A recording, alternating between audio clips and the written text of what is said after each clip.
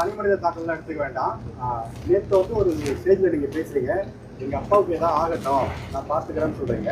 அது மட்டும் இல்லாமல் உங்கள் தந்தை இருக்கும்போது ஒரு பிரச்சனை இருக்கும்போது நீங்கள் காப்பாற்றாமல் அதை வந்து ஒரு தகவலாக பேசுகிறீங்க. இது மாதிரி வந்து அன்புமணி வந்து அவர் தந்தையை காப்பாற்ற முடியாதவர் இப்படி வந்து நாட்டை காப்பாற்றுவார்னு உங்களுக்கு ஒரு விமர்சனம் யார் பண்ணுது? இல்லை சும்மா நீங்கள் வச்சுருங்களா? அப்புறம் யாரும் சொல்லுங்களேன். இல்லை யாருன்னு சொல்லிடுங்களேன்.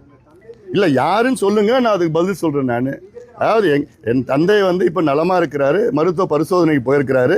நான் வந்து மினிட் பை மினிட் அதை பார்த்து தான் பேசிட்டு தான் இருக்கிறேன், டாக்டர்கிட்ட பேசிட்டு தான் இருக்கிறேன். அவருக்கு வேர்ட்டிகோ பிரச்சனை இருக்குது. அந்த வேர்ட்டிகோ பிரச்சனை பழைய பிரச்சனை தான். அவருக்கு எழுந்தால் திடீர்னு மயக்கம் வரும். அது மாத்திரை சாப்பிட்டுட்டு தான் இருக்கிறாரு. இடையில நிறுத்திட்டாரு. இப்போ மறுபடியும் சாப்பிட்டுட்டு தான் இருக்கிறாரு. ஹாஸ்பிட்டல் போயிருக்கிறாரு.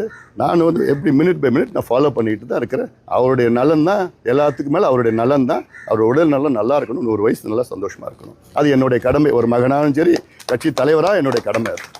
அது வேறு யாருமே அதை பற்றி எனக்கு உபதேசமோ ஆலோசனை சொல்கிறதுக்கு அவசியமே கிடையாது. இந்த சொல்கிறவங்களாம் துரோகிகள். இந்த நிலைக்கு அவரை கொண்டு வந்ததே இந்த துரோகிகள் தான். கைக்கூலிகள், திமுகவுடைய கைக்கூலிகள். திமுகவுடைய பேரம் பேசி இந்த குழப்பத்தை உண்டாக்கி திமுகவுடைய கைக்கூலிகள், துரோகிகள். அவங்க தான் இப்படிலாம் பேசிகிட்டு இருக்கிறாங்க. தவிர எங்கள் அப்பாவுக்கு எப்படி இருக்கணும்னு எல்லாம் அது மருத்துவனாலும் சரி, ஒரு கட்சி தலைவனா, ஒரு மகனா என்ன பண்ணணும்னு எனக்கு தெரியும். நல்லா இருக்கிறாரு. அதனால் இப்போ அப்போலோ ஹாஸ்பிட்டல்லாம் இருக்கிறாரு. இப்போ கூட நான் பேசிட்டு தான் என்னென்ன டாக்டர்கிட்ட எல்லாத்தையும் நான் பேசிட்டு தான் இருக்கிறேன்.